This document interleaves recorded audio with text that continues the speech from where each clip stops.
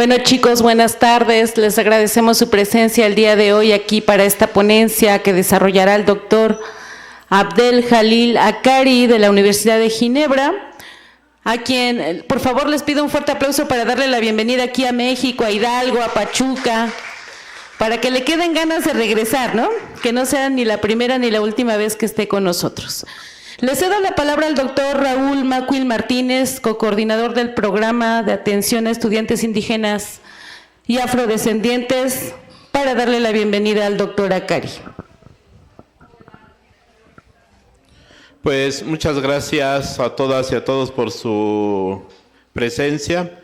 También le queremos dar gracias al doctor Akari por su estancia, y también le damos la cordial bienvenida al doctor Eleazar Ocampo, quien es el coordinador de las licenciaturas de nuestra casa de estudios, quien ahorita se integra a nuestro presidium, pues para darle la bienvenida al doctor Akari. Pues para nosotros es un gusto recibirlo, doctor, en esta casa de estudios, la Universidad Pedagógica Nacional Unidad 131 en Hidalgo. Y pues esta actividad se enmarca en las actividades y proyectos que se hacen desde el Programa Institucional de Atención a Estudiantes Indígenas y Afrodescendientes. Y pues bienvenidas, bienvenidos y bienvenido también al doctor Akari. Y ahora también le damos la bienvenida a nuestra directora general, la doctora Marisol Vite Vargas, para que, yo me levanto, para que le dé la bienvenida también. Un aplauso, por favor.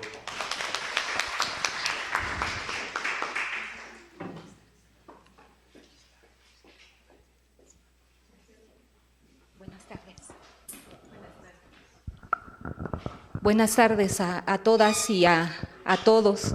Pues primero agradecer la incorporación de esta actividad tan importante en el marco del trabajo de nuestra universidad. Doctora Dalia, doctor Macuil, como siempre, nuestro agradecimiento y nuestro reconocimiento por el trabajo que han venido desarrollando. Y bueno, en este contexto nos da mucho gusto recibir en esta ocasión al doctor Abdel Jalil Akari, espero haberlo pronunciado más o menos bien, por la generosidad para compartir con los estudiantes, con los académicos, este tema tan importante que, bueno, la idea de la interculturalidad inclusiva, sin duda es un elemento que es de mucha actualidad, pero sobre todo de mucha importancia en el contexto educativo, dadas las condiciones en que se encuentra la sociedad actual. Esta posibilidad de pensar en cómo en un contexto de diferencia se pueden articular esfuerzos y se pueden reconocer las posibilidades de construcción en y desde la educación, pues sin duda es algo que para nuestros estudiantes, para los docentes de esta institución, es, reitero, un elemento muy importante, fundamental, diría yo, para la vida universitaria. Pues bienvenido a esta universidad, de su casa, y pues ojalá que no sea la última ocasión. Aquí le esperamos con mucho gusto. Bienvenidos también los estudiantes. Bueno, muchas gracias. Yo solo igual a unirme a esta bienvenida, doctor Akari. Es más que oportuno el tema de la conferencia de hoy, hacer una educación intercultural inclusiva, y viene a cuento por esta guerra genocida con Israel contra Palestina, ¿sí?, que tienen la intención firme desde hace años de sacar a los palestinos de su propio territorio, con el pleito de una franja de Gaza, ¿sí?, que tiene mucho significado económico, político y religioso, estratégico para un Israel genocida, reitero, ¿sí?, que de su propio territorio quiere desterrar a los palestinos, ¿no? Y bueno, yo le preguntaba al doctor por qué habla español, porque él vive en Suiza, en Ginebra, Y me decía que su esposa es de Uruguay, de Paraguay. Entonces dice que tiene maestra en casa, entonces le enseña español su esposa. Y él es de origen tuneciano, de Túnez, de ahí se fue a estudiar a Francia, ¿sí? Y posteriormente se fue por fines de estudio a Suiza, a Ginebra, y bueno, ahí radica actualmente. Muchas gracias, doctor, y bienvenido. Y igual, gracias, doctor Macuil, doctora Dalia, por esta iniciativa. Muchas gracias.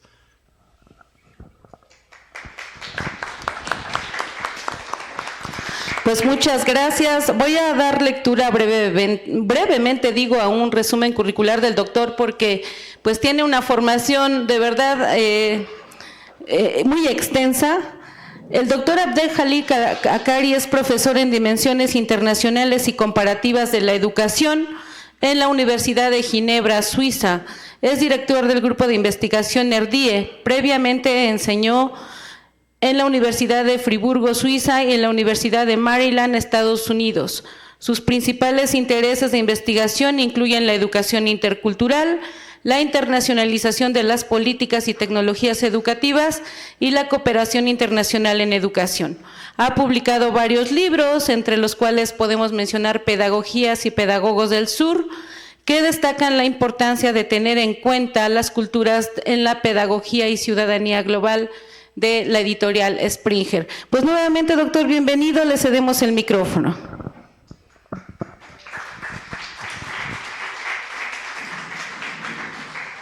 Muchas gracias, buenas tardes.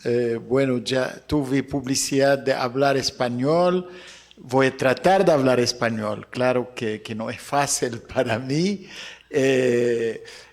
Primero, realmente me gustaría agradecer la Universidad Pedagógica Nacional de Hidalgo para invitarme, la autoridad académica por su presencia y, claro, la doctora Dalia, porque estamos construyendo parcería académica hace algunos años y tuve el placer de recibirla en Ginebra hace muchos años y siempre el contacto fue realmente con mucho aporte. Yo realmente cuando recibo una visita es siempre un aprendizaje.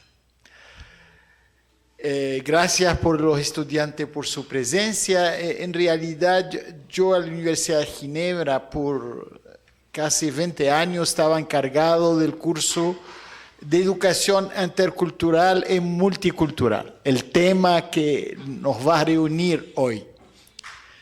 Y yo siempre digo que la escuela no es un lugar muy apropiado para aceptar la diversidad cultural. Históricamente, la institución escolar es una institución monocultural en servicio de un Estado-nación con una bandera, una lengua y una forma de enseñar. Y ese es casi universal. Y yo quiero comenzar para una historia, vamos a decir que no es me traumatizó, pero le quiero contar esa historia. Yo cuando estaba niño, 6 años, vivía en una región rural del norte de África, y no tenemos electricidad en casa.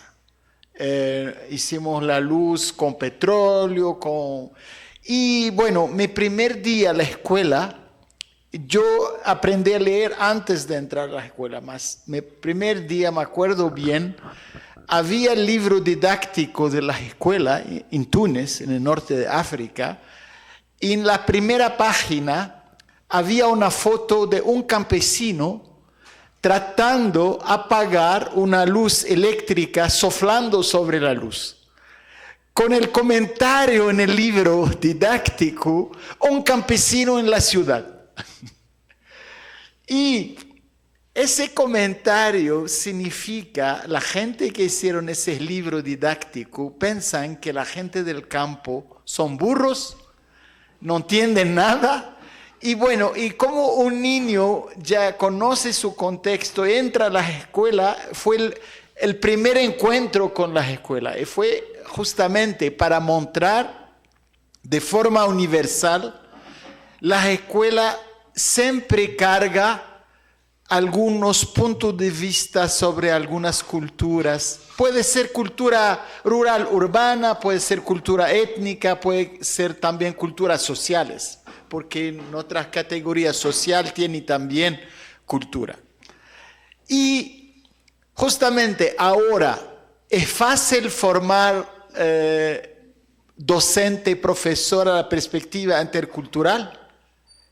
No es fácil. ¿Por qué? Porque justamente el tema que voy a tratar de desarrollar es muy difícil pasar de la teoría a la práctica. En Ginebra es una ciudad en Suiza que tiene muchos medios, pero tenemos también muchos alumnos inmigrantes, refugiados, y yo a veces me voy a visitar los docentes que formamos a la Universidad de Ginebra, me voy a su escuela para encontrarle, para hacer visita, digamos, de investigación. Y a veces le pregunto, ¿cuál es su desafío en su primer año de trabajo, después de pasar por la universidad? Y la mayoría del tiempo la respuesta es, mi desafío como profesora en Suiza es luchar contra el fracaso escolar de algunos alumnos. Entonces, mismo si hicimos mucho esfuerzo a decir al docente durante su formación, tenés que adaptar tu pedagogía, tu forma de enseñar al público, siempre el docente quiere un trabajo donde, por ejemplo, tiene todos los alumnos que hablan el idioma de instrucción, quiere los alumnos, todos tienen el mismo nivel escolar, quiere los alumnos que vienen de familia equilibrada, que no tienen divorcio, que no tiene alumnos que tienen madre soltera, y en fin, lo que quiero decir que la educación intercultural e inclusiva es cuando el docente acepta trabajar y transformar la diversidad cultural en una oportunidad de trabajar de forma diferente.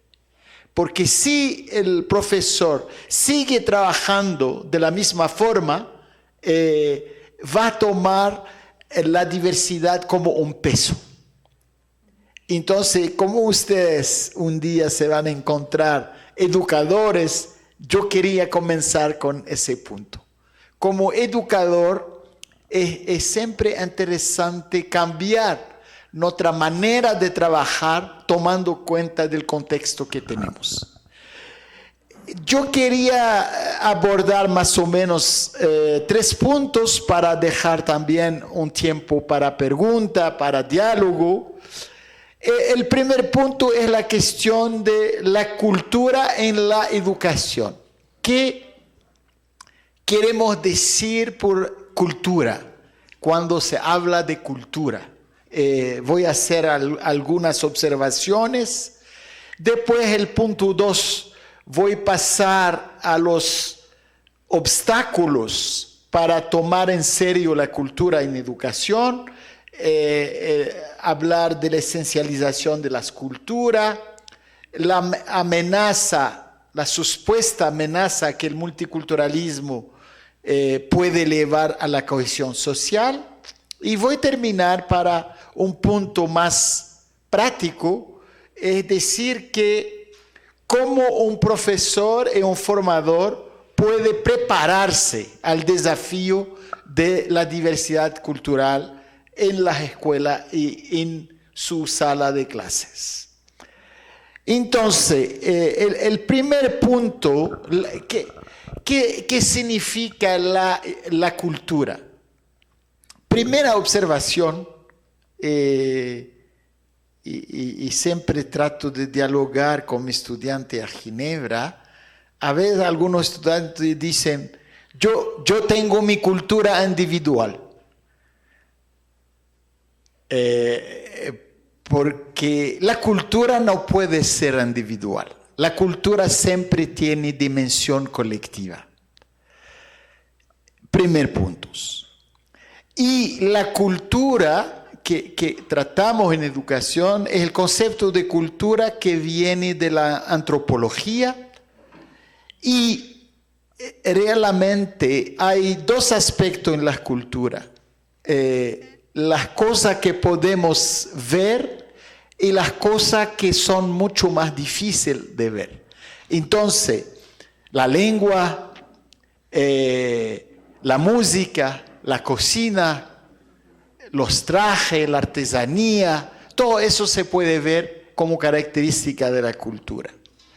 Pero hay otras características que son más de valores, creencias religiosas y no religiosas, mitos, comportamientos que caracterizan un grupo social determinado. Y voy a dar un ejemplo práctico para que ustedes entiendan que en la cultura hay muchas complejidades. Por ejemplo, hay una vez un suizo que está haciendo turismo en África, y un africano le encontró, le preguntó, ¿de dónde viene ustedes? Él dice, vengo de Suiza. Bueno, el africano dijo, sí, ustedes tienen los relojes, nosotros tenemos el tiempo. ¿Por qué es interesante? Porque en las dos culturas hay la noción del tiempo, pero no hay la misma valores que está en la cuestión del tiempo. Porque en Suiza, vos llegás un minuto atrasado, la gente te van a decir, todo el tiempo la gente está midiendo el tiempo.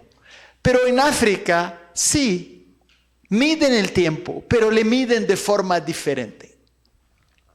Entonces, lo que estoy diciendo que las culturas no son tanto diferentes por los elementos que componen la cultura. En todas las culturas hay la muerte, la vida, el sentido de la relación con la naturaleza. Todo eso existe en todas las culturas. Pero las culturas no dan la misma importancia sobre un concepto. Claro que en esa época, por ejemplo, la cuestión de las muertes, que se puede festejar, que se puede, digamos, hacer algo importante en México, la muerte existe en otros países, pero el valor son diferentes. Entonces, yo lo que quiero que el primer punto sobre la cuestión de la cultura, no le voy a dar una definición de la cultura, pero yo quiero que entiendan que las culturas son diferentes de la manera que organiza los diferentes elementos culturales.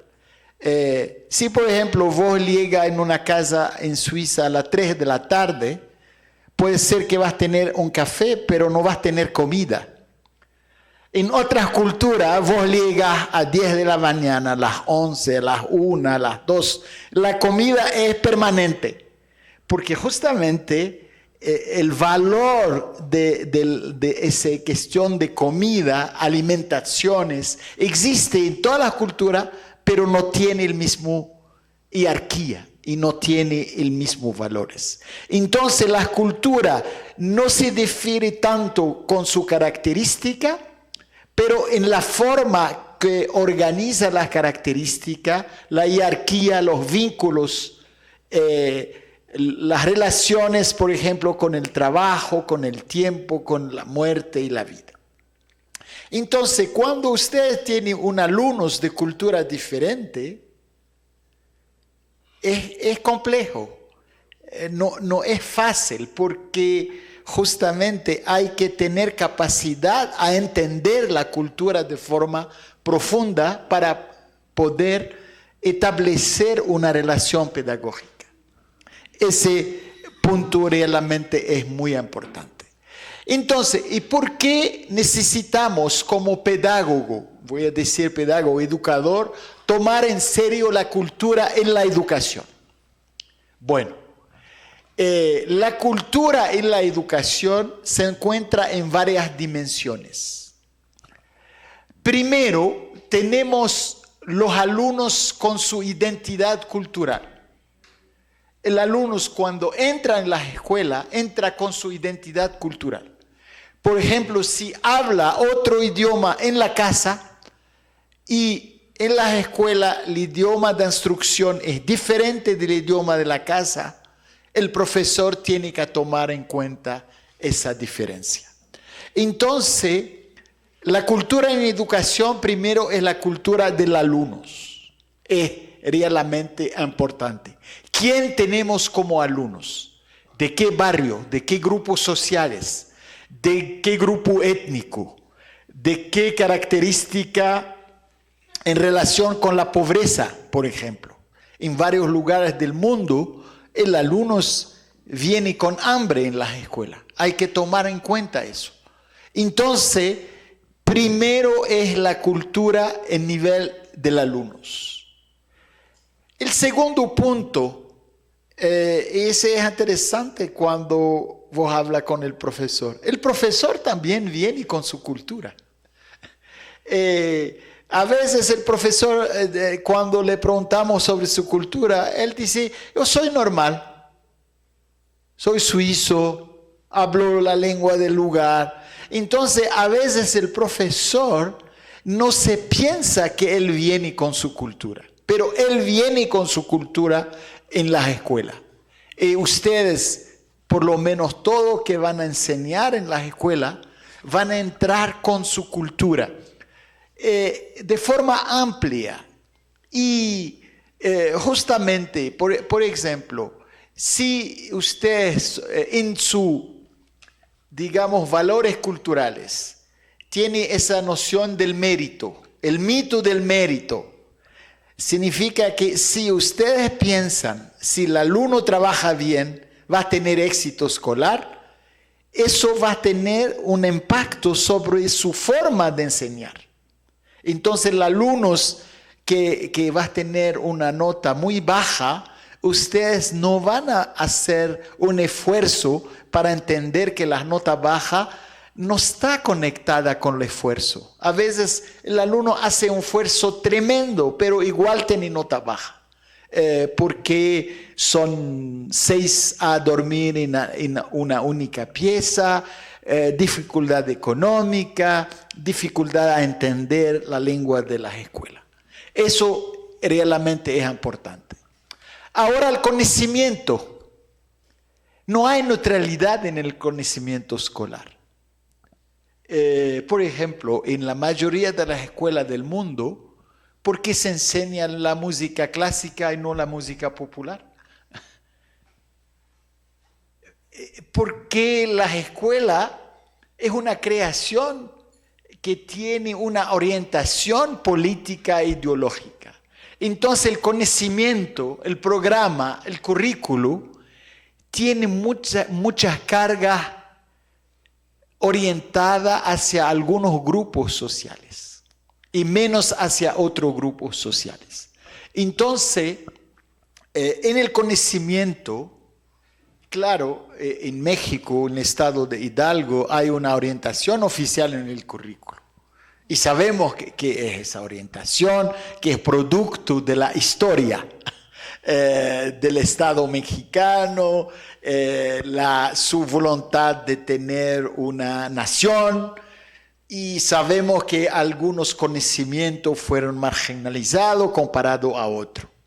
Entonces, como profesor, lo que se espera de ustedes, no salir a la escuela y manifestar, rejectar todo el currículo, pero tener conciencia que ese currículo tiene una carga política y social, y tratar en la medida del posible inyectar conocimientos más igualitarios, que significa no vamos a contar solamente la historia oficial, vamos a contar también la historia alternativa.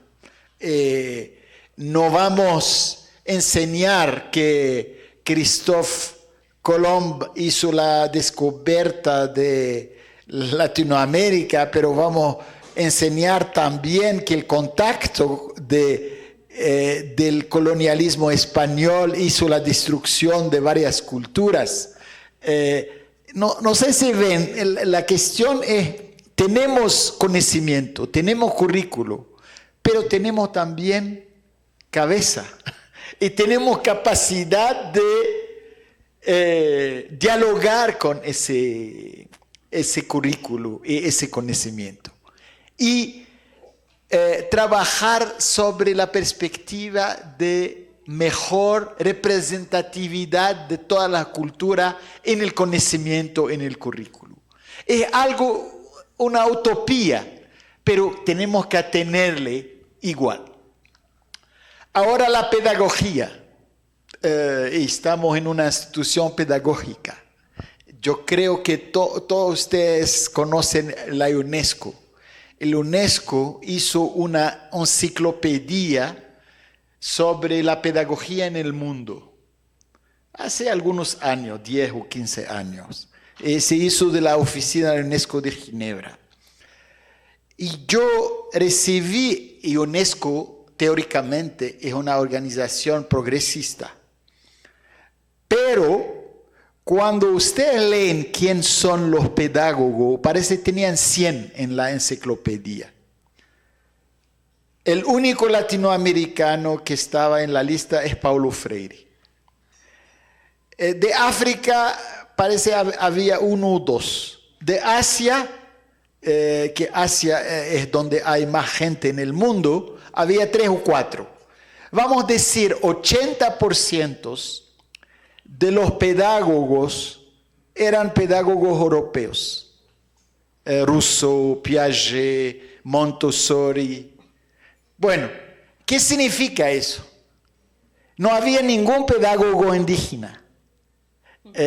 Y por eso, algunos años después, yo hice un libro sobre la pedagogía alternativa, donde justamente hice cada parte del libro, hice una parte sobre la pedagogía indígena, porque los indígenas tienen pedagogía, pero lo mejor no tiene pedagogo individual, como la tradición occidental o europea. Entonces, lo que quiero decir, la pedagogía tiene algo que ver con la cultura. Había un estudio en Estados Unidos cuando trabajé allá que tuvo mucho impacto sobre mi visión que la pedagogía carga cultura. Hay un investigador afroamericano que hizo un estudio comparando el desempeño del estudiante conectado con la forma del trabajo de los alumnos. Y hizo 3 modalidades.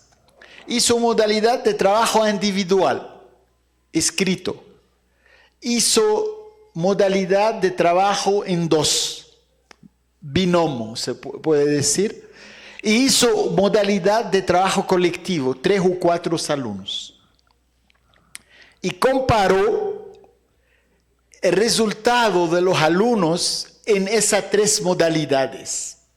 Y combinó con la origen étnica de los alumnos.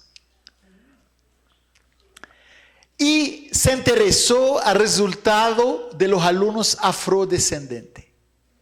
El alumno afrodescendiente en esa región de Baltimore tiene el desempeño peor cuando trabaja solo. Tiene el desempeño mejor cuando trabajan en 3 o 4. Y la forma de presentar trabajo es oral. Y después comparó cómo las escuelas en Estados Unidos privilegia el trabajo pedagógico individual. Cada uno está haciendo su prueba solo. Entonces, ese realmente muestra que la pedagogía, la forma que hicimos el aprendizaje, tiene algo que ver con la cultura. Y que pensamos que la pedagogía es universal. Pero no es. La pedagogía no es universal. La pedagogía fue creada en un contexto histórico con la contribución hegemónica de algunos grupos y justamente ahora estamos en una altura de la historia de la humanidad donde realmente varios investigadores, inclusive Dalia y otros en el mundo, están pensando cómo incorporar en la pedagogía pensamiento que nunca fue integrado, con la idea de tomar en cuenta las culturas. Y por último, la cultura se entra también en la institución. ¿Qué significa eso? La escuela es una institución. Ok. ¿Por qué estamos en las escuelas? ¿Por qué ustedes están aquí? Hay varios motivos. Hay el motivo laboral. Estamos en la universidad, en la escuela, para tener un trabajo. Estamos para tener una movilidad social. Pero estamos también en las escuelas para volver ciudadanos, para conocer otros ciudadanos y para vivir en una sociedad común. Entonces, si por ejemplo en las escuelas o en la universidad se da la prioridad solamente por el motivo laboral, perdemos una parte del sentido de la escuela, una parte del sentido de la universidad. Si la universidad pedagógica transforma a ustedes en los mejores especialistas de pedagogía, pero incapaz de entender lo que pasa en su sociedad, en su ciudad, en las elecciones, en todos los desafíos sociales que conocemos en varios países, significa que se hizo una orientación especial. Ahora voy a pasar rápidamente los obstáculos para tomar en serio la cultura en la escuela. ¿Cuáles son los obstáculos? Bueno, hay un obstáculo muy importante, es una cuestión de esencialización de la cultura. Voy a explicar de forma más simple qué significa esencialización de la cultura. Bueno, por ejemplo, si tomas algunas culturas indígenas, si ustedes piensan la cultura indígena por su traje, su artesanato, su música, su danza, es una visión esencializada de la cultura, porque se capta solamente una parte de la cultura indígena. Y la esencialización también es considerar que las culturas de los otros son culturas estables, pero mi cultura es una cultura dinámica. Ese pasa mucho, por ejemplo, en África. Yo trabajo mucho en África. A veces los expertos internacionales europeos de África piensan que la sociedad africana son sociedades tradicionales. Y yo siempre le hablo, son sociedades en transiciones. Claro, guardan su lengua y su cultura tradicionales, pero entran en la modernidad.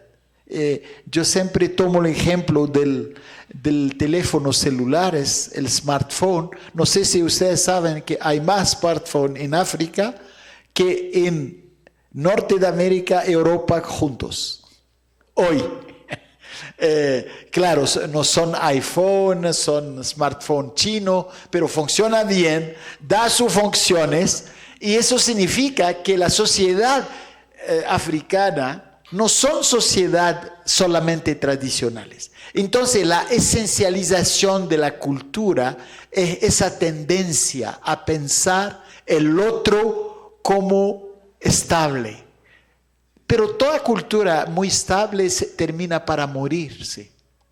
Y las culturas indígenas no son estables, son realmente cultura dinámica. Tiene varios grupos, tiene una capacidad fuerte. Entonces eso es un obstáculo para tomar en serio la cultura. Entonces lo que quiero decir, si ustedes quieren tomar la cultura en un sentido inclusivo, tienen que tomar siempre la cultura de su forma dinámica. La cultura siempre es dinámica. La cultura siempre es compleja. Significa, puede ser, tengo un alumno que los dos padres son indígenas, pero él es diferente, porque hizo opción diferente. Él tiene relación diferente con el idioma de origen y con el español. Y entonces hay que tener una mirada dinámica hacia la cultura y no considerar la cultura de forma esencializada. Y lo otro obstáculo sobre la cuestión intercultural es, ese claro con la locura donde vivimos ahora con Trump, con Bolsonaro, con la historia de la extrema derecha. Y comenzó en Europa también. Comenzó varios políticos, varios, entre aspas, expertos, diciendo, si por ejemplo en México vamos a dar más derecho a la cultura indígena, ese va a tener una amenaza sobre la unidad nacional. Es un cuento que nos cuentan. Si, por ejemplo, hay más inmigrantes en Estados Unidos, hay una amenaza sobre la identidad. Eso es un debate mundial.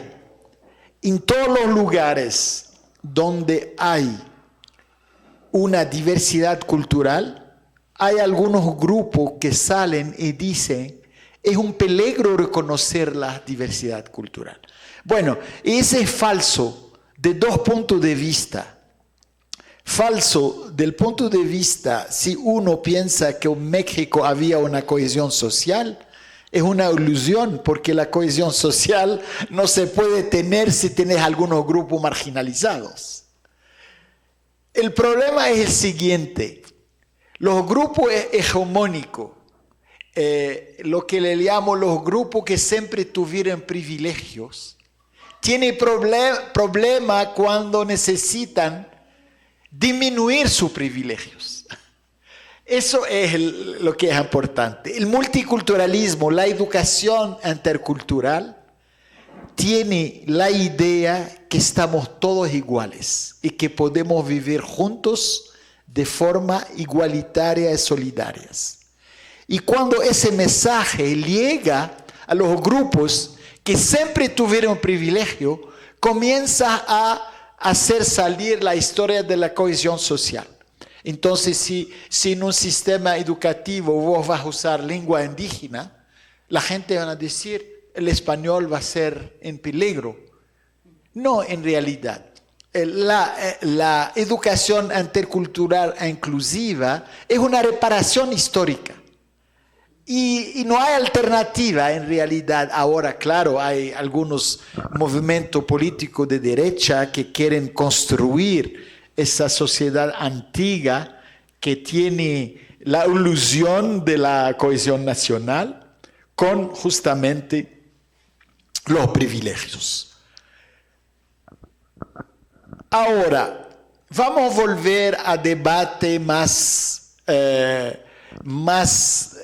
digamos, pedagógico, y yo considero que es en el corazón de la educación intercultural e inclusiva.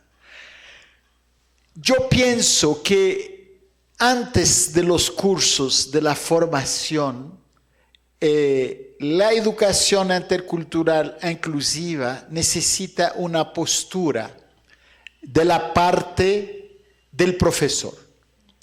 ¿Qué significa una postura? Significa que un profesor, cuando tiene un contexto de diversidad cultural, tiene que tener algunos valores, tiene que creer en algunos conceptos y tiene que tener una postura particular. Y voy a tratar de detallar esa postura.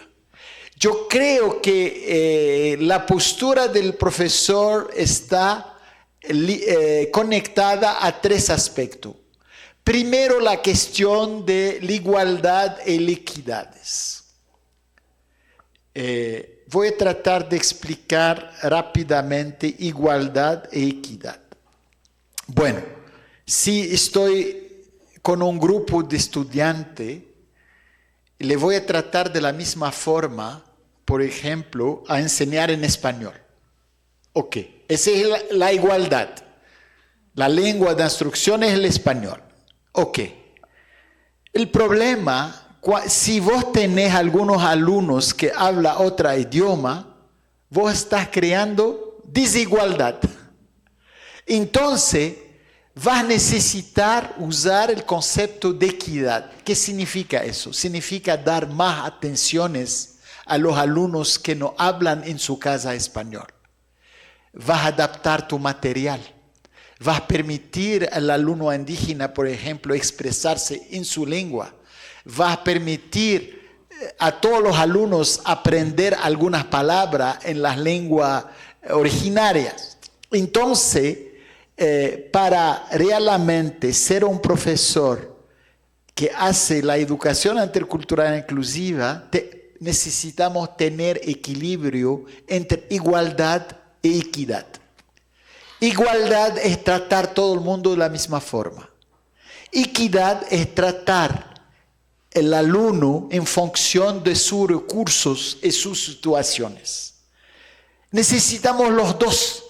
Si la escuela funcionó hasta ahora con el discurso sobre igualdad, pero la escuela produce mucha desigualdad porque justamente la escuela trata teóricamente de forma iguales todos los alumnos, pero en realidad produce la desigualdad.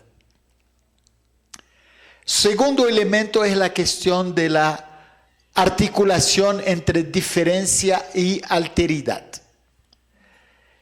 Bueno, yo creo que es realmente importante respecto de la diferencia cultural, pero en el mismo tiempo hay que entender que pertenecemos a la misma especie humana.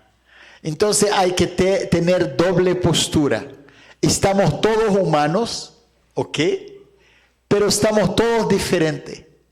Y hay que articular los dos, si no es mucho más difícil.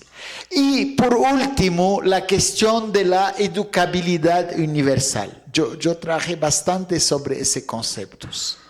¿Qué significa la educabilidad universal? Significa, como profesor, no tengo derecho de dudar que algunos alumnos no pueden aprender por motivo de origen étnico, familiar, sus excepcionalidades. Entonces, necesitamos todos tener esa idea de educabilidad universal. Y voy a dar algunos ejemplos. Muchos profesores, por ejemplo, con alumnos que están muy activos, le molesta mucho que el alumno está muy activo, que habla mucho. No tenemos derechos. Tenemos la obligación de creer que todos los alumnos pueden aprender.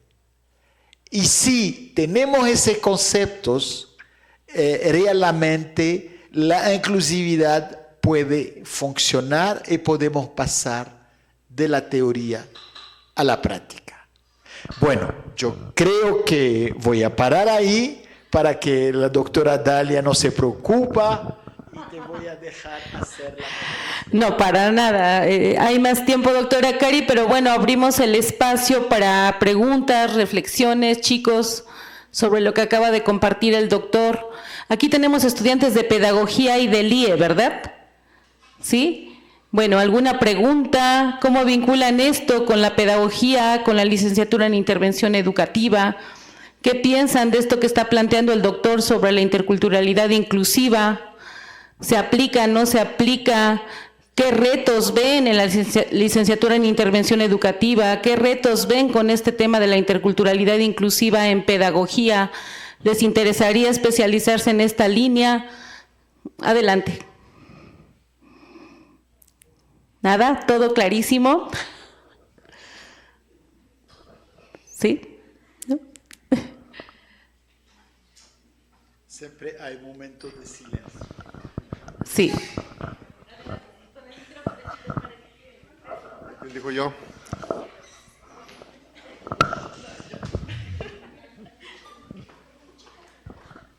Pues primero que nada, gracias por venirnos a compartir esto. Yo noto que es algo muy importante ya que siempre dejamos de lado las minorías y pues no le damos el enfoque que merece realmente a todos, tanto a la población indígena, que tienen otras lenguas, y siempre tratamos de generalizar todo a un solo enfoque y realmente esto es muy importante ya que pues todos tenemos el derecho de aprender y de desenvolvernos como estudiantes y como, ¿cómo podría decirlo? Pues como personas en todo el ámbito escolar y social. Y pues nada, gracias.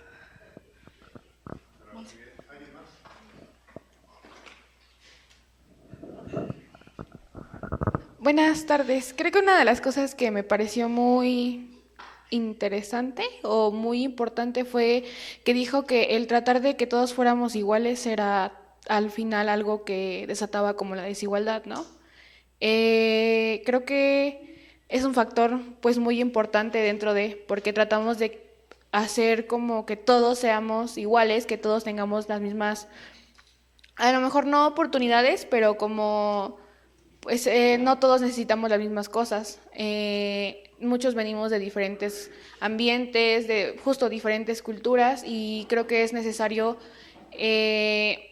ver las diferencias que tenemos para poder desarrollarnos integralmente, como lo mencionaba mi compañera, dentro de la escuela y pues en otros ámbitos. Gracias. ¿Alguien más?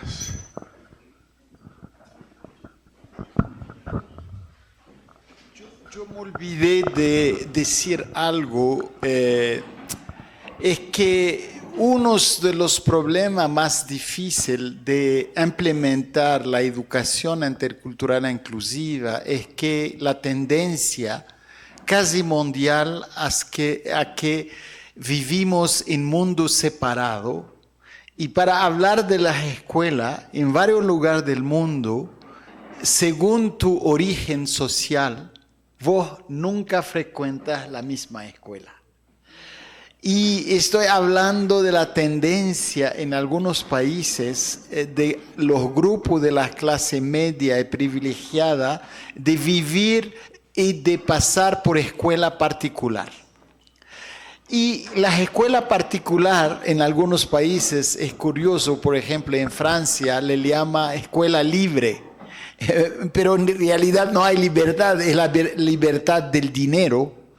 Entonces, cuando ustedes no tienen la oportunidad de encontrar la alteridad cultural durante su formación escolar, casi viven en un mundo paralelo, y sobre todo si viven en barrios diferentes. Ese le veo mucho en Brasil, por ejemplo. Conozco menos México, pero en Brasil uno de los desafíos de la educación intercultural inclusiva es que el sector privado tiene el monopolio de la reproducción de los élites. Desde el preescolar, vos nunca encontrás gente de otra cultura social o étnica. Bueno, lo que pasa en Brasil es cuando llegan a la universidad pública vuelve gratuita por los ricos. Pero es interesante. Entonces, ese nos da muchas limitaciones, porque la interculturalidad necesita interacción con el otro, necesita experiencia juntos, espacio juntos. No es una cuestión de discursos, es una cuestión que si vos no conoces el otro, vas a producir un discurso discriminatorio sobre el otro.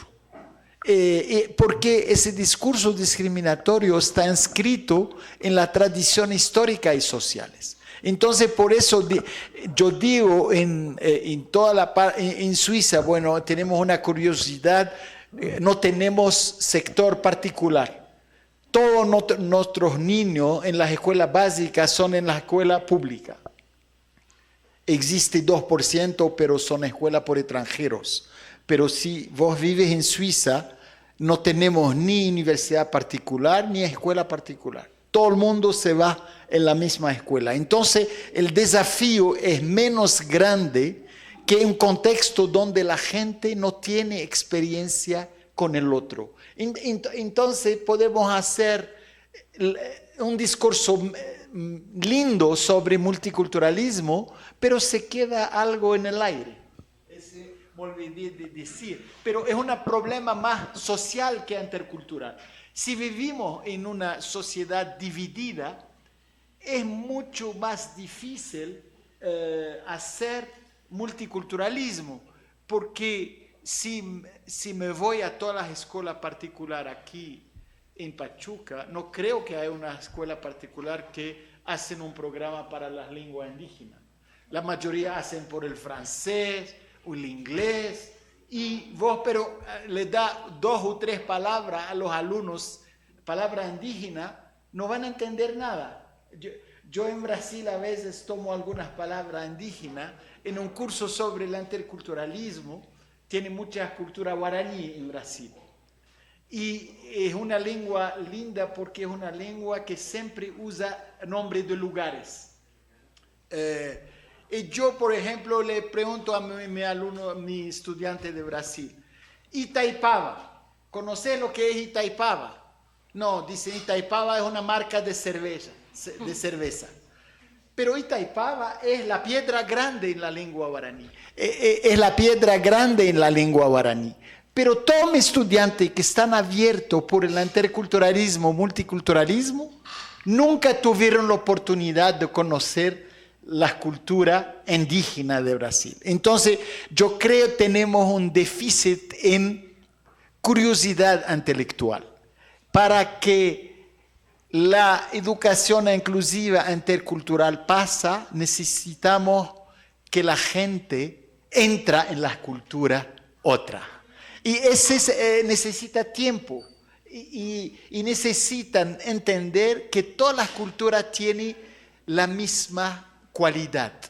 No es porque vos hablas inglés, alemán o francés que del punto de vista intelectual vas a tener un desarrollo mejor si vos hablas alguna lengua indígena. Y tenemos realmente que trabajar sobre ese aspecto, inclusive con otros estudiantes.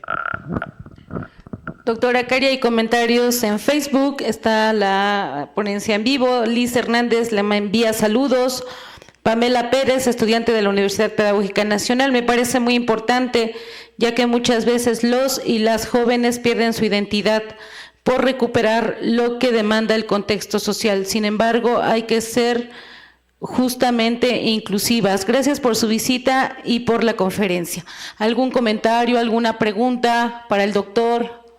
Doctor Raúl, adelante.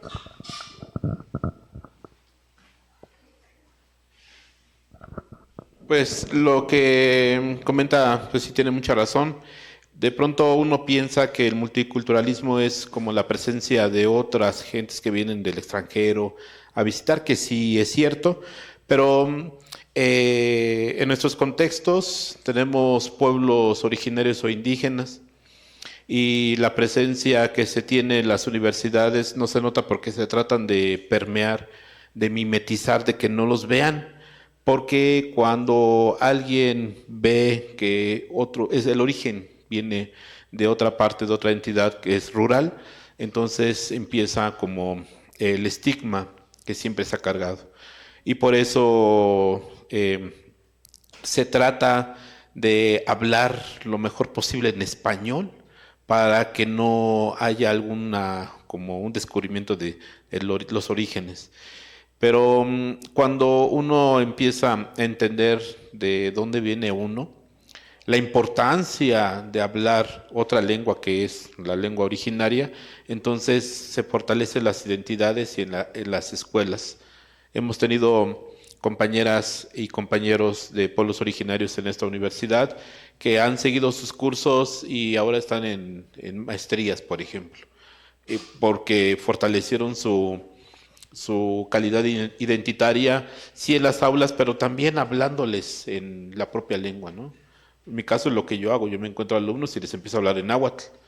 Y también aquí en nuestra alumna le empiezo a hablar en náhuatl y me entiende. Así como que de pronto se sacan de onda porque como que, ¿por qué me hablas en esa lengua acá? Se supone que la lengua de la enseñanza aquí es en el español. Y yo hago esos ejercicios y hay otros compañeros que hablan otomí o ñujú, que es otra variante, es otra lengua, y les empiezo a hablar y también como que se asombran de que uno les empieza a hablar en la lengua que ellos entienden, que no es el español. Cuando hacemos esos ejercicios en las universidades, en contextos universitarios académicos, entonces se va normalizando la presencia de las lenguas y no son extrañas, ni raras, ni marginales, ni esas cosas que luego se piensan. Y pues muchas gracias por su presencia y por su presentación.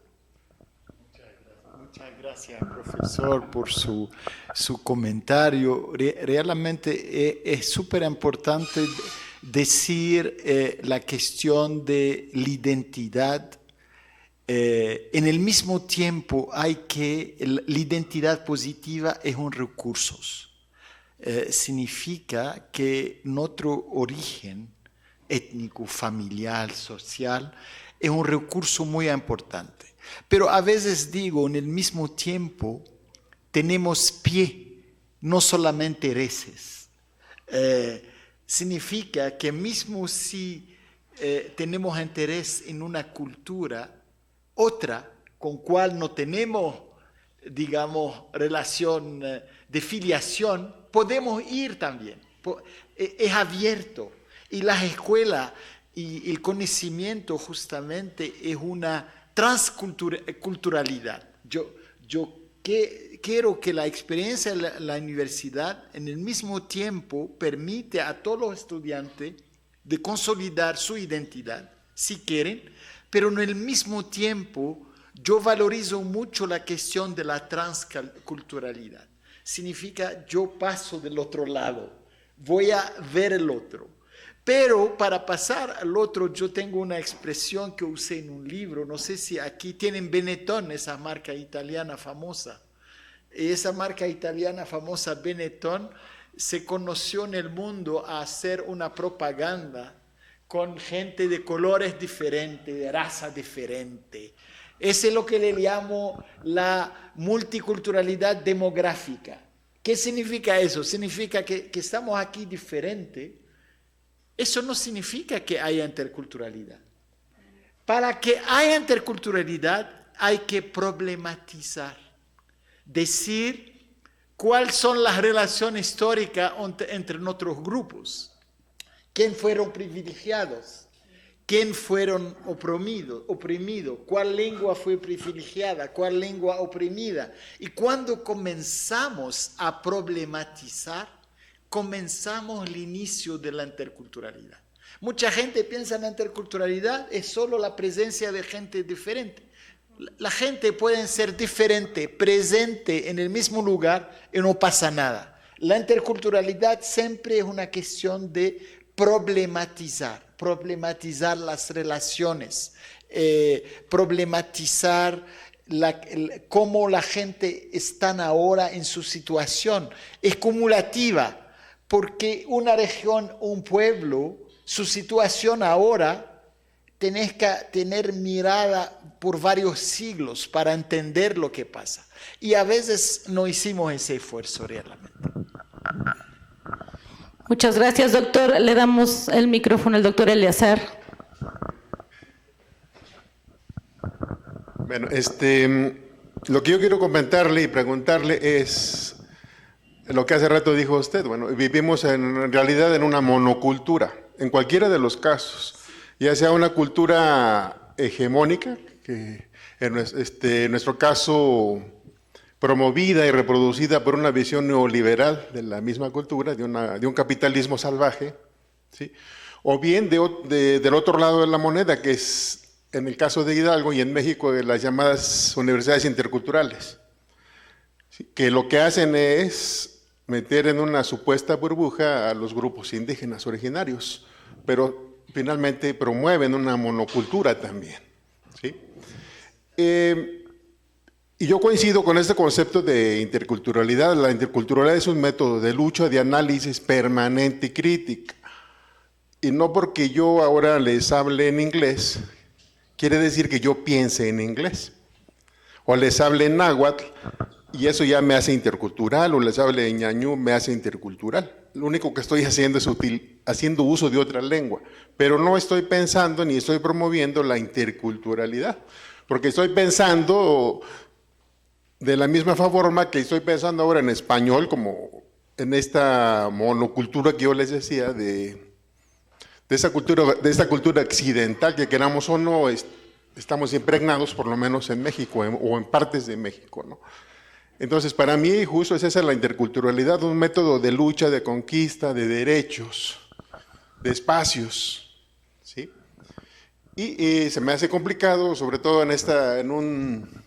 a nivel universitario, sobre todo cuando ya traemos toda una invasión cultural y monocultural desde preescolar hasta la universidad. Entonces es mucho más complicado porque hemos sido educados y estamos siendo educados con un modelo educativo que no promueve la interculturalidad, sino la monoculturalidad y una cultura hegemónica, una cultura dominante de los que tienen poder y los que pueden decidir sobre qué va en los contenidos de los planes y programas de estudio.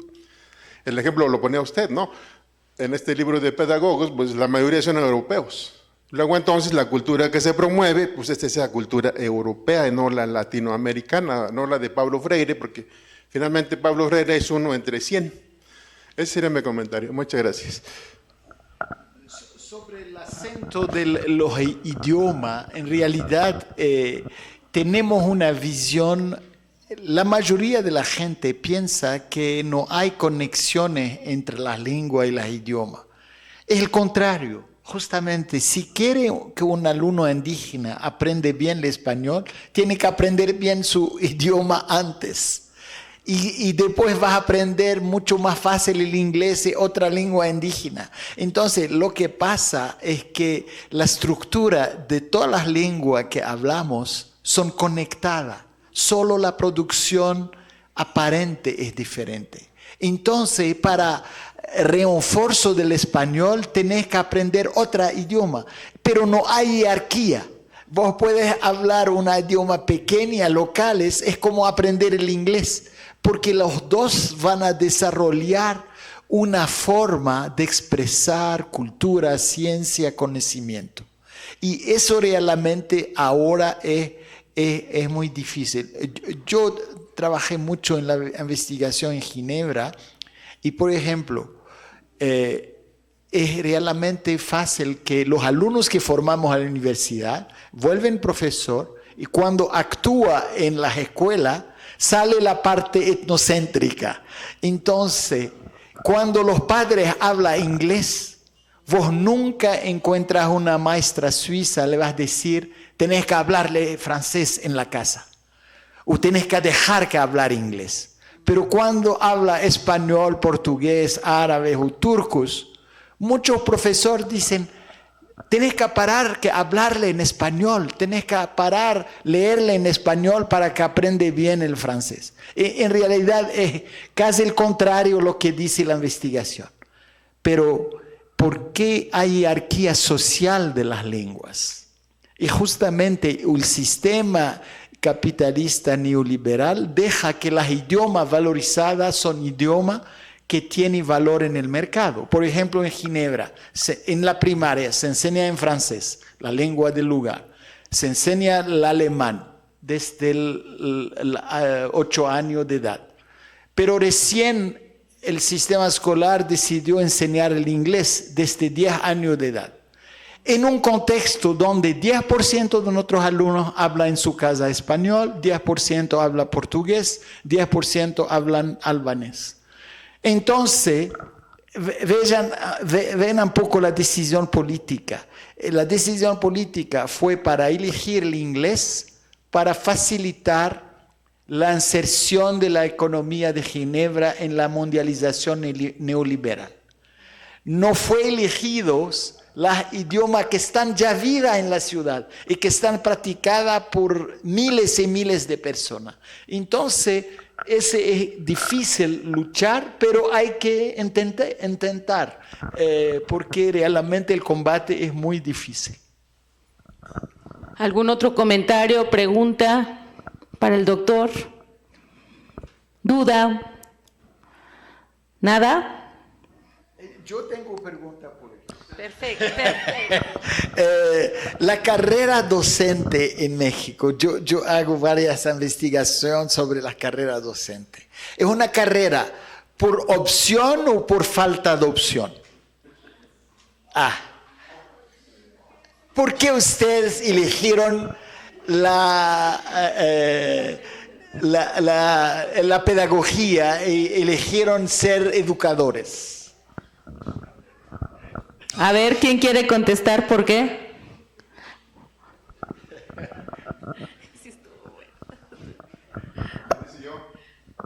¿Por qué eligieron una carrera en educación? ¿Por opción o porque ya no había de otra? Eso digo. Bueno, yo la elegí, no era lo que quería estudiar en sí, pero La segunda opción, ¿cuál fue la primera? nada. Bueno, es que no era nutrición. Pero no, bueno, igual la elegí porque la tenía de capacitación en el bachiller, entonces pues dije, pues ya sé más o menos de eso y pues ya me voy a meter. Pero yo tengo una buena noticia para ustedes. Mismo si no eligieron la carrera por opción, por vocación. En realidad hablamos vocación, ser docente y maestro. En varios lugares del mundo, en la mayoría del país, ahora la carrera docente es una carrera por falta de opciones. ¿Por qué? Justamente porque el salario es bajo, la condición de trabajo es difícil, la visión social del docente. Hace 40 años ser docente en México es una postura social, hay un respeto sociales muy importante. Ahora en muchos países del mundo ser docente no es algo social valorizado. Pero yo lo que quiero decirle como investigadores, que hicimos muchos estudios, mismo la persona que llegaron a pedagogía por falta de otra opción, terminan para querer la pedagogía. ¿Por qué? Porque la pedagogía permite hacer diferencia en la vida de persona, de alumnos. Entonces, cuando comienzan la carrera, van a ver que tienen poder pedagógico, poder de ver la transformación de alumnos, hacer diferencia. Entonces yo quería decirle ese mensaje, en el mismo tiempo lamentar que en el mundo la profesión está cada vez menos valorizada socialmente y políticamente, pero en el mismo tiempo el ejercicio, el oficio de pedagogía da muchas recompensas, porque realmente es uno de los raros trabajos donde podés hacer la diferencia en la vida de gente, en la vida de familias. Lo vamos a contratar para la difusión de la pedagogía, doctor. Muchas gracias. Aquí hay comentarios de Facebook. Liz Hernández, es una excelente información. Debería concientizarse más sobre el tema o crear programas en las escuelas. Me imagino lo complicado que debe llegar a ser adaptarse en un lugar que tiene diferente idioma, diferente cultura, ideas y pensamientos. Edith Lima Báez, saludos a los doctores. Saúl Filiberto Martínez Morales, saludos. Me parece interesante y me invita a problematizarnos en el estar juntos, qué nos mueve, qué nos limita, cómo podemos estar mejor. Danis, saludos, grupo de puericultura. ¿Algún otro comentario? ¿Alguien que quiera responder a esta pregunta que hace el doctor? Adelante. Pues muchas gracias, agradecemos por mi parte al doctor Akari por su conferencia. La verdad es que es algo que nos enriquece a nosotros como estudiantes, en este caso de intervención educativa. El día de hoy pues yo me llevo mucho aprendizaje de la interculturalidad por su parte, doctor, gracias. Y pues igualmente comentarle que a lo largo del semestre de lo que llevo estudiando, pues sí es complicado, ¿no? El decir, el que me digan que los salarios son bajos, ¿no? Que la concepción social que se tiene de los profesores. Sin embargo, pues a mí siempre me ha motivado el hecho de precisamente lo que usted comentaba, que es un cambio social, ¿no? Que nosotros como profesores es una de las pocas carreras que, además de que se pueden seguir actualizando, también puede hacer una diferencia, un cambio, no tanto a lo mejor mundial o nacional, sino en la mente de cada una de las personas con las que convivimos diariamente. Entonces eso es algo que a mí me motiva mucho y pues sí, es una carrera que sí le veo mucho potencial y me motiva igualmente a mí a seguir aprendiendo y a seguirme preparando para ser una mejor persona. Gracias. Muchas. Pues vamos a ir cerrando, agradecemos, invitamos a la doctora Marisol, al doctor Eleazar y al doctor Raúl para hacer entrega de la constancia al doctor Akari y agradecerle por esta excelente ponencia. Doctor, por favor.